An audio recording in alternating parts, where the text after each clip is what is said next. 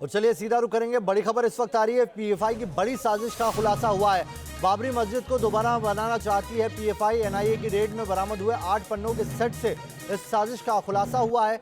कल एनआईए ने देश भर में पीएफआई के तमाम ठिकानों पर छापे मारे थे, जहां से 8 पन्नों का एक सेट बरामद हुआ है। बताया जा रहा है कि ये सेट जो 8 पन्ने हैं, ये एक तरीके से एजेंडा है पीएफआई का, और उसी के तहत इस साजिश का खुलासा हुआ है, जिसके जरिए ये मालूम पड़ा कि बाबरी मस्जिद को दोबारा बनाना चाहती है पीएफआई।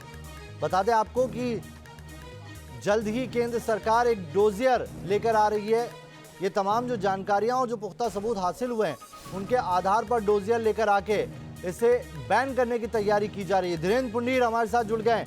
धीरेन्द्र, एक 8 पन्नों का सेट हाथ लगा है, जिसमें ये कहा जा रहा है कि पूरा एजेंडा पीएफआई का खुलकर सामने आ गया।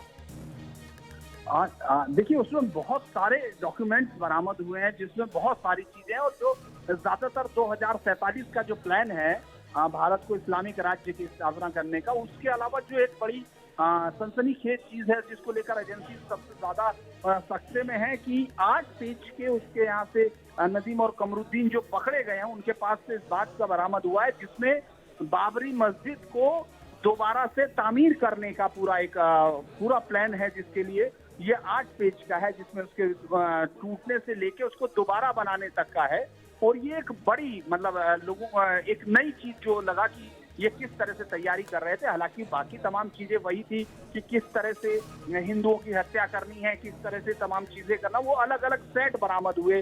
2047 का प्लान है उसके सेट, लेकिन ये 10 सेट इस तरह के बरामद हुए, जिसमें 8 पेज का एक पेपर था, 8 पन्ने का पैम्पलेट था। इसके 10 है जिसमें बाबरी मस्जिद की दोबारा से तामीर करने की वो थी। तो ये एक बड़ी जांच एजेंसियों के लिए चिंता की बात है, क्योंकि दोबारा तामीर करने का क्या मतलब है, किस तरह से, और जिस तरह से सुरक्षा व्यवस्था की बात की जा रही है वहां अयोध्या में, ये कहीं उससे रिश्ता तो नहीं है। क्योंकि कमरुद्दीन जो आर्म्स ट्रेनिंग ले चुका है, 2009 में कमरुद्दीन पीएफआई के केरल मंजीरी कैंप में जाकर आर्म्स ट्रेनिंग ले चुका है, और यहाँ बाकायदा पूरे नेटवर्क की जानकारी दी है, जिस तरह से पीएफआई का पूरा नेटवर्क यहाँ है, किस तरह से चंदा इकट्ठा किया जाता है।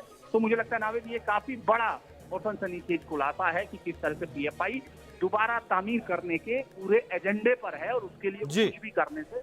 जी बहुत बहुत शुक्रिया धीरेन्द्र, तमाम जानकारी के लिए।